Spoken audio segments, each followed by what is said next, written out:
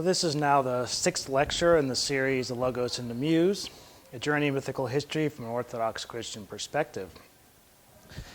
This also marks the beginning of the second part of this series. The first part, we discussed the right use of pagan literature from the perspective of the early church fathers. We discussed universal mythic history, symbolic and cosmic language. So all this with the aim of shedding our postmodern lens, our postmodern presuppositions, rekindling the pre-modern perception, this idea of re-enchantment. So I get back into the minds of the medievals and the ancients. So now we transition to the Middle Ages. And we'll be discussing what is often called the medieval synthesis. But why the Middle Ages, you ask? So if we interpret history in terms of repeating symbolic patterns, this is essentially what mythic history is. We've descended into the underworld. If you recall the last lecture, we talked about the descent into the underworld. And at this point in mythic history, we've also descended. We are in the underworld. And now we are in the ascent, the resurrection. This is truly how the church baptized the pagan culture. The pagan world died, and it was baptized and resurrected in the church. So Middle Ages is that full flowering of the pagan world, the old world, with the new creation. So much like in Ovid's Metamorphoses, where we see all these stories of characters transforming at the end into birds or other animals or whatever. It's also similar to Phaeton scorching the earth with his father's chariot. So too did the Gospels set a fire that left what was only good and the true and the beautiful, burning away the old things that were incompatible with the new age, the new creation, and became integrated within the Christian tradition. So this is most exemplified in the Middle Ages. Now, especially in the Western Europe, we see this. Now, of course, we are Orthodox Christians, so culturally, we descend more from Eastern Europe, Russia, the Middle East. But we must not forget that most of us here have come from the Anglo-Saxon, Western Europe culture. We also must not forget that the East and West did share a same tradition. We forget this because too often we engage in polemic, and we forget that the East and West had a shared tradition. So this great synthesis started before the schism. So poetry, cosmology, hagiography, iconography all attest to this. So regardless of all this, we still, as American Orthodox, are descendants from the Western Europeans. Most of us are. That is our cultural background. I mean, I am of English and Italian descent. My family does not come from the Middle East, even though I have a little bit from the Middle East in my bloodline. But ultimately, culturally speaking, my family is descended from the English and from the Italians, and many of us in the church here, in American Orthodoxy, have the same background. So that is our culture, that is our background. So reclaiming this medieval paradigm would behoove us greatly to help us sift through what we have been handed down to us, and to find those little Orthodox gems that were there from the pre-schism period. And there is much of that, especially England and Ireland.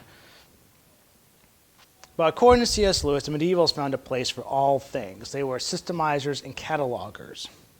So following in the footsteps of the early fathers, like Saints Justin Martyr, Clement of Alexandria, and Basil the Great, who we mentioned previously, they used what was true, good, and beautiful, and they incorporated it into philosophy, literature, and art. So we saw a glimpse of this in Prudentius's poem, which I read last week. He referred to Avernus in that poem.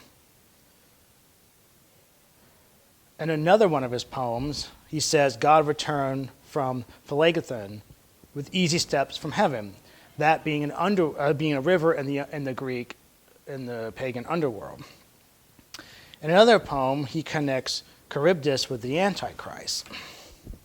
We also see this systemizing and synthesizing in Boethius' Constellation of Philosophy. The Lady Philosophy was obviously a personification of philosophy, but also the wisdom of Solomon in the Old Testament. So in later works, we see this sort of taking up and assimilation of the Greco-Roman culture in the matter of Britain, in such works as Dante's Divine Comedy, Chaucer's Canterbury Tales, and Troilus and Cressidi. And the legend of Troy was very popular in the Middle Ages, especially within British and French literature. So what was the significance of Troy? For Greeks, that's obvious. The epic cycle is centered on the Trojan War. For the Romans, it's fairly obvious, since in Virgil's Aeneid, the hero Aeneas and his crew, including all the soldiers and the women and children, were Trojan refugees. So Aeneas was given a great task, and he was to found a new city that would become Rome. Two of his descendants were the mythic Romulus and Remus. So Rome's origin stories trace all the way back to Troy. So that's an easy one. But what about some of the other European cultures? So what about why England and Scandinavia? Yes, and many of the European cultures trace their origins back to Troy. Why was this important? Well, for most European cultures, connecting themselves with the old world was symbolized in what Troy was. So Troy signifies cultures connecting themselves to the mythical past, finding their place in universal history. So this need for people to connect themselves to the past is also seen in their connecting themselves genealogically to figures of Scripture, which is usually Noah. So if we take the flood stories seriously, then all humanity has descended from Noah. In Asser's life of Alfred the Great, he traces Alfred's lineage all the way back to the Old Testament. So too does Gregory of Tours in the history of France trace the history of the French people all the way back through those who founded Christianity in Gaul, St. Irenaeus of Lyon being one of them. And he traces all the way back to the Old Testament, all the way back to Adam and Eve. So the medievals and the ancients saw a need to connect themselves culturally to the past. And Troy was one symbol of that. So our purpose is we're going to examine some of the texts that evidence this Troy connection and find why it is pertinent to us. So the Apocalypse of Pseudo-Methodius and an Alexandrian World Chronicle are universal histories that weave together what we call the biblical story with the rest of history. So we see, especially in the latter, figures of the Old Testament chronicled with the Trojan heroes, for example. So the Apocalypse tells a universal story of mythic and apocalyptic focus. It includes legends of Alexander the Great in Ethiopia playing a significant role in Roman history and the founding of Byzantium. I'm going to read a little excerpt for you here, to kind of give you an example of what I'm talking about. So from the 5th chapter of the Alexandrian World Chronicle, it says, "In those days, Sun City, i.e. Ilium, was built, and it is recorded that the walls of Dardanus were built, in which Darius ruled. And after him, Laomedon and Sarpedon, and Priam, the scholarly king. Afterwards, the sons of Israel turned back to the Lord, and God raised up for them Samson, the son of Manoah, from the tribe of Dan. This man defeated the Gentiles and judged Israel for 20 years. Altogether, this makes 4,315 years. In the days of the judge Samson are recorded those things which concern Daedalus and Atreus and Thyestius. In the same time, Orpheus and Musaeus were known, and the things which pertain to Heracles and the work about which Apollonius the historian wrote. After the death of Samson, the people were without a leader and without peace throughout 40 years. Altogether, it makes 4,355 years. And after these things, Eli the priest judged Israel, in which time Sun City, or Ilium, was razed by the Achaeans, and the Dardanian walls were broken down. Up to this point, the judges remained in Israel. For the judges of Israel ceased according to their proper generations. But this is a disclosure concerning those without genealogy. So you see in this text, which is written somewhere in the 4th century, I believe, you see the chronicler weaving together the biblical story with the rest of history. And also the chronicler references Troy as Sun City. Now, some scholars believe that this is a translation error, but I believe this is significant. So Troy was one of the central cities of the ancient world. It was established for a few thousand years before the Trojan War. So there were a number of demigods in the line of kings. The events leading up to the Great War and the war itself was pivotal for human history. The fact that Troy was in the east, not the Far East, because that is also important in terms of universal history, but it was in the east, and as far as Western history goes, Troy was in the east, which is east where the sun rises. So geographically, there are significant places further east, but in terms of culture and the old world, Troy shone brightly. So Troy was incredibly important in medieval storytelling. Of course, Western Europe did not have access to Homer as did the East, but they did have Virgil. So we've already discussed the importance of Virgil and the Aeneid. So in the Aeneid, we get some of the fall of Troy, and we also read the struggle that Aeneas went through to found this new city that would become Rome. In this story, since the details of the Trojan War are not there, this gave people plenty of space to get creative, and many legends of Troy came into being. There are even depictions of Achilles and Hector fighting in medieval armor, and romances such as Troilus and Cressida. And what most people don't know, unless they're familiar with the Arthurian legend, is that Arthur is a descendant of Brutus, which is the great-grandson of Aeneas. So this makes the British people come from the same stock as the Romans, which are the Trojans. So the best source for this is the Histories of the Kings of Britain by Geoffrey Monmouth. So unfortunately, this text is discredited by most scholars. But in terms of universal history, this text is a key for understanding how cultures connect themselves to the greater story. So much like Virgil using Homer as a model, Geoffrey uses Virgil as a model. So Brutus of Troy, which is the great-grandson of Aeneas, during his journeys, which follow a very similar pattern as Virgil used for Aeneas' journey, during his journey he receives a prophecy from the goddess Diana. I quote, Brutus, beyond the setting of the sun, past the realms of Gaul, there lies an island in the sea once occupied by giants. Now it is empty and ready for your folk. Down the years this will prove an abode suited to you and to your people. And for your descendants it will be a second Troy. A race of kings will be born there from your stock, and the round circle of the whole earth will be subject to them.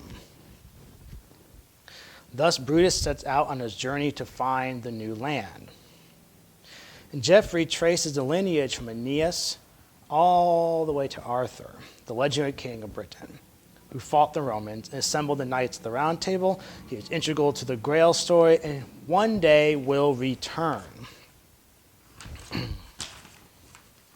So another story, likely a little bit more famous than the excerpt from Monmouth's text, is Sir Gawain and the Green Knight, which is also part of the Arthurian legend. So opening this epic, when the siege and the assault had ceased at Troy, and the fortress fell in flame to firebrands and ashes, the traitor who, the contrivance of treason their fashion, who tried for his treachery, the most true upon earth, It was Aeneas, the noble, and his renowned kindred, who then laid under them lands, and lords became of well nigh all the wealth in the Western Isles.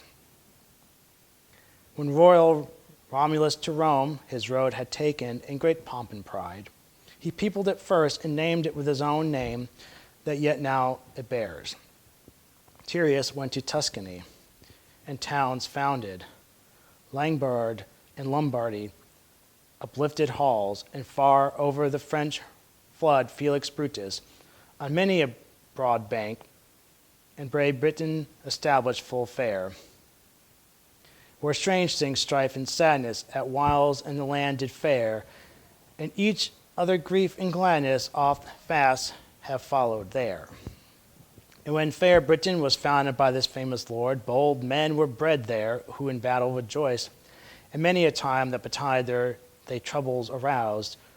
In this domain more marvels have by men been seen than another that I know of since that olden time. But all that here abode in Britain as kings, ever was Arthur most honored, as I have heard men tell. Wherefore a marvel among men I mean to recall, a sight strange to see, some men have held it. One of the wildest adventures of the wonders of Arthur. If you will listen to this lay but a little while now, I will tell it at once, as in town I have heard it told. That is fixed and fettered, and story brave and bold, thus linked and truly lettered, it was loved in this land of old. So Sir Gawain, the Green Knight, was written in the late Middle Ages, and you see the opening was the connection to Troy. And the writer, who is anonymous, connects Arthur also all the way back to Aeneas. So now we look at Chaucer. The legend of the fall of Troy was the backdrop to much of what Chaucer wrote. So the fall of Troy sets a sort of historical horizon for many of the tales told in the Canterbury Tales. We also see in the Knight's Tale a story of Theseus of Athens, told with a medieval slant, because after all, Theseus is called Duke Theseus. And Troilus and Cressade takes place in Troy during the siege. So culturally, the characters live within an environment that is a mashup of ancient paganism and English nobility. Because we are reading this as universal mythic history, we'll see Chaucer does some very odd things, such as having one of the characters reading from the siege of Thebes, which had taken place prior to the Trojan War, but the text referred to was the Thebaid by Statius, and he lived in the 1st century AD. So the story takes place before the fall of Troy, which is somewhere historically they believe to be maybe 1200 to 1000 BC, yet they're reading a text that wasn't written for 1,000 years, which is a little odd. And another odd thing you see later, there is a line that says, I should be sitting in a cave and saving my soul by reading holy martyrs' lives. Yet the age of the martyrs would not be for another millennium. So what exactly is Chaucer doing, referring to things 1,000 years after the story is supposed to be taking place? So in terms of mythic storytelling, Chaucer is recasting the ancient Troy myth through a medieval English lens. And if we remember what I've spoken about in previous lectures about symbolic language and patterns that lay themselves out in reality, that the symbolic or the spiritual reality is how we experience reality. And that these symbols are really polyvalent. Chaucer could do this then. He can do this because of the English people's storied connection that was already there with the Trojans. And the story of the Trojans is the story of their people. The English people telling a story about Troy is a telling of their history. And because the pattern meaning of the ancient story is still relevant, and its symbolic structures are polyvalent, then they can be used within any context, and slightly altered, and the meaning will be conveyed and understood by people that share a cultural connection. Now, even if their connection to the Trojans is not historically accurate, it doesn't really matter in the slightest, because ultimately it's part of their founding myth, which gives meaning to them as a people and shapes their culture and their understanding of the place in the world. Not only did the English have this, so did the Nordic people. So in the Prose Edda, we see that the gods were once men. Or their gods, the Norse gods, were once men. They're not Scandinavian. They were Trojan kings that moved north after the fall of Troy. So an excerpt from the prologue of the Prose Edda. Near the earth's entrance was made the goodliest of homes and haunts that ever have been, which is called Troy, even that which we call Turkland. This abode was much more gloriously made than others, and fashioned with more skill of craftsmanship in manifold wise, both in luxury and in the wealth which was there in abundance. There were 12 kingdoms and one high king, and many sovereignties belonged to each kingdom. In the stronghold were 12 chieftains. These chieftains were in every manly part greatly above other men have ever been in the world. One king among them was called Menon, and he was wedded to the daughter of the high king Priam, her who was called Troon. They had a child named Chor, whom we call Thor. He was fostered in Thrace by a certain war duke called Loricus. But when he was 10 winters old, he took unto him the weapons of his father. He was as goodly to look upon when he came among other men as the ivory that is inlaid in oak. His hair was fairer than gold. When he was 12 winters old, he in his full measure of strength. Then he lifted clear of the earth 10 bearskins all at one time, and then he slew Duke Loricus, his foster father, and with him his wife Laura and Glora, and took into his own hands the realm of Thrace, which we call Thrudheim. When he went far north, wide over the lands, and sought out every quarter of the earth, overcoming alone all berserks and giants, and one dragon, greatest of all dragons, and many beasts. In the northern half of his kingdom he found the prophetess that is called Sibyl, whom we call Sif, and wedded her. The lineage of Sif I cannot tell. She was the fairest of all women. And then later, in the Prose Edda, next they made for themselves in the middle of the world a city which is called Asgard, which men call Troy. There dwelt the gods and their kindred, and many tidings and tales have it. We also see Thor is connected with Hector, and Ulysses with Loki. So according to Snorrilson, the writer of the Prose Edda, the Norse gods were simply just men, great men, heroes from Troy, kings of men that sort of migrated north after the fall of Troy, and eventually they were seen to be as gods. So we see with several of these examples that Troy acted had basically a nova effect. The fall happens, great calamity, chaos ensued, and then from that, peoples migrated, the diaspora of Troy. And from those people, the nations of Europe traced their lineage.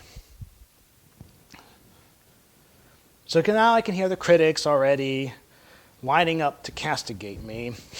Now, this is all Western European history. What's this got to do with us? And I got one word for you: Constantine. So the story of Constantine in itself is a mythic story. So remember, the British saw themselves as descendants of Troy. Now, London was originally known as New Troy. So follow this. Refugees leave Troy. They travel west to Rome. The ancestors of the Romans end up traveling north, west-ish, whatever, and they found New Troy. And that is where Constantine was stationed as a general. So Constantine travels back east, has some battles, has a vision of the Milvian bridge of the cross in the sky. In this sign you will conquer. And then he sets up New Rome, what we call Constantinople, we forget it is New Rome, within miles of where Troy used to be. To me, that's just mind-blowing. That's just a cool story. And with that, he brought the sacred Palladium. Now, you ask, what is the Palladium? So we've got to reach all the way back into mythic history. And the Palladium was a wooden image of Pallas, whom the Greeks identified later with Athena. Hence is why she's often called Pallas Athena. Now, it supposedly fell from heaven in an answer to the prayer of Ilus, the founder of Troy. And according to Homer, Odysseus and Diomedes, during the Trojan War, stole this from Troy. And there are multiple versions of the story, but eventually it winds up in Rome. And then Constantine moves it to his new capital, New Rome. So this shows a continuity between Troy, Rome, and New Rome. And Constantine saw himself as this inheritor of the past. So, however, Constantine does something a little different. What he does is essentially he builds the first Christian city. The truly Christian city. There was no pagan temples. There's no idols. Anything of that in the city. But if we take the story of the Palladium as true, we've got one thing from the ancient pagan world. And there's also a little anomaly. The statue of Constantine, as commissioned for himself, he resembles Apollo in the statue. So what we have is no temples, pagan temples, no idols. It's truly a Christian city, but we've got these two things which harken back to the old world.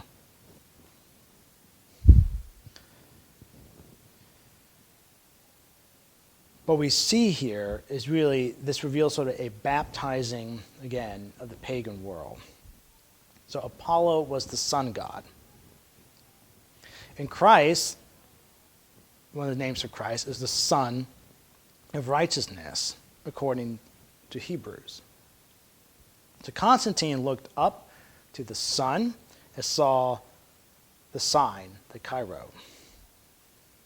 Now, it would make sense for him to see himself as the conqueror of the old world and ushering in the new age of Christianity.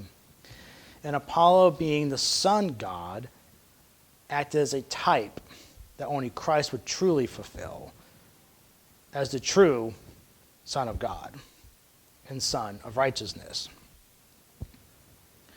But according to some legends, Constantine delineated the boundaries of his new city, and very similar Romulus marked the boundaries of ancient Rome.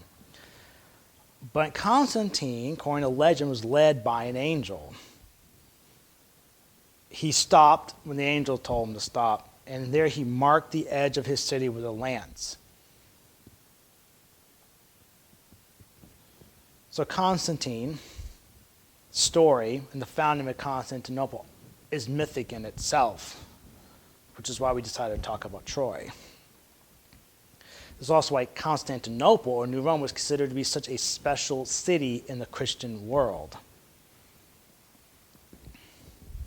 It has also been noted that St. Helen, his mother, plays a very significant role in all this too. So she finds the true cross.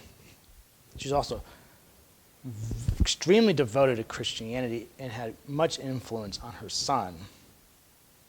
But it's also been noted, and I'm going to cite my source on this because I've never heard anyone else say this, and I owe them a shout out. But if you listen to the Richard Rowland and Jonathan Pageau series on universal history, they mention in one of these the significance the Helen plays. Is how she is essentially the Helen that helped heal the divide between East and West that was caused by Helen of Sparta. So in the story of Saints Constantine and Helen, these are true stories of Christ working through human beings to establish his kingdom. So in this lecture, we discuss the significance of the city of Troy in terms of universal mythic history. And how St. Constantine constructed the first truly Christian city while preserving the cultural inheritance from the past. So next week, we will be discussing a similar theme. We'll be discussing Alexander the Great and more on King Arthur. Thank you.